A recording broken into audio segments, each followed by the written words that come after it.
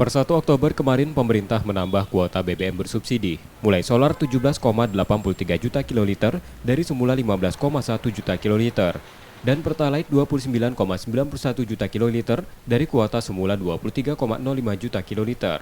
BPH Migas menekankan, masing-masing daerah diminta memperkuat pengawasan agar BBM subsidi dapat disalurkan tepat sasaran dan merata, bersama unsur lain seperti Polri. Penambahan kuota BBM subsidi dipastikan tidak ada kelangkaan.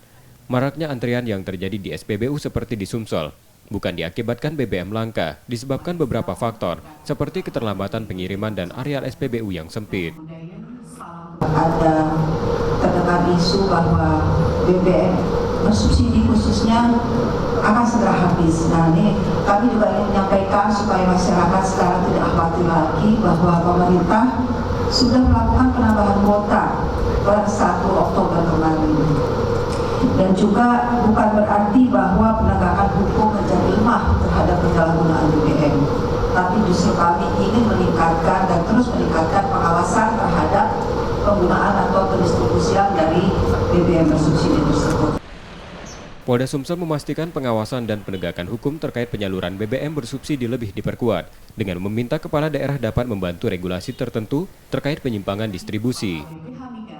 Itu salah satu persyaratan yang mungkin bisa dibantu adalah oleh kepolisian dalam hal pengawasan monitoring tadi, ini dengan pemasangan CCTV di SPBU ya, sehingga pantauan terhadap kendaraan-kendaraan yang modifikasi tangki kemudian berulang-ulang dia kemudian dari SPBU sini regulasi itu ditegaskan kembali kepada para SPBU, ini bisa akan membantu kita kepolisian juga dalam hal pengawasan tadi.